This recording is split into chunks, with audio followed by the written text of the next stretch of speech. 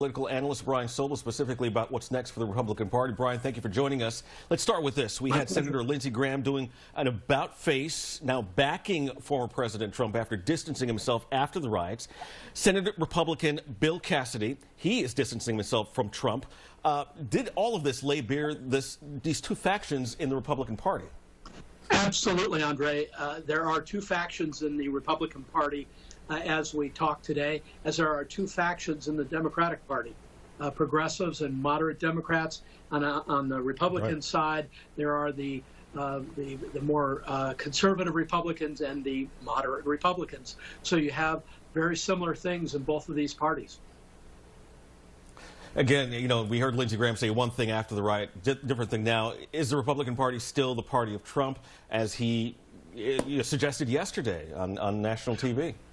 What's interesting is whether these senators, for example, who voted to convict Donald Trump in the Senate, what blowback they get back in their home states. And you are watching some equivocation, some waffling among senators who I think many of them believe that Donald Trump committed an impeachable, convictable crime, and yet realize that they go home to a lot of supporters, not necessarily of Donald Trump. He's been repudiated by a lot of people, but many of the things that he stood for, his policies on the economy, immigration, position with China, all sorts of things that they agreed with, and these senators have to now navigate that, Andre, and it's a tough thing. Yeah, we're seeing some of the senators, some who are not going to be running for office again, actually going against Trump. Let's move to this now. Senator Mitch McConnell, he voted not to impeach, suggesting Donald Trump should face criminal charges. Is this just McConnell being McConnell, playing a political game here, or is there any possibility, any truth to the possibility that Donald Trump could face some criminal charges in this?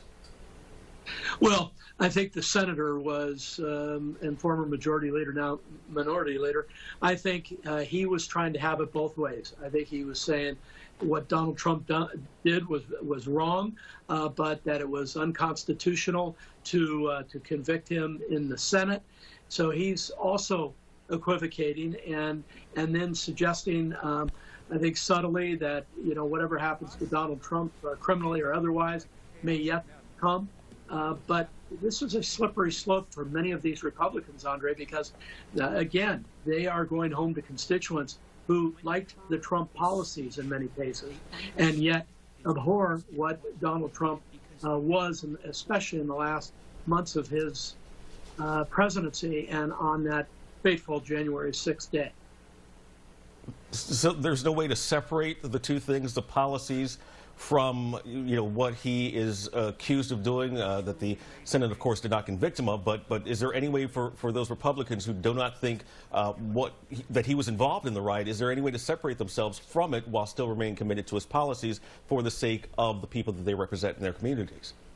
Well, that's the thing. A politician, and especially at the level of a United States senator, is pretty good at parsing issues and moving around controversial things. But I know from talking with folks in Washington, D.C., that a great number of Republicans really wrote Donald Trump off on that January 6th day. And now these senators and members of the House have to figure out how to navigate placing proper blame on Donald Trump for what he told his most ardent followers versus those people in his district, the 70-some million people who voted for Donald Trump around the country, who thought his policies may be good, even if they didn't like the president. And so all of these representatives have to do the dance, and you're watching it right now. You're watching them kind of, in many respects, speak out of both sides of their mouth. Ryan, we have just a short time left, but I did want to ask you about this commission that Pelosi wants to form to look into the riots. Really, how will it work, but really, what's the point of it now? Well, I think it's being compared to the 9/11 Commission. It's to take a look at really what I think most people have come to believe was an abysmal failure by security apparatus in Washington, D.C. to protect the Capitol, and it went kind of from the top to the bottom. I think this, if it's a bipartisan effort, will ferret out all of the problems that occurred leading up to the January 6th event and the event itself. I think it has some value if it's done fairly, if it's not designed to just point fingers at people. There may be a lot to learn. What happened there was inexcusable and really is a scary, scary thought when you think about terrorism and other things. If it was that easy for this crowd, how easy would it be for people who really spent a lot of time thinking about this?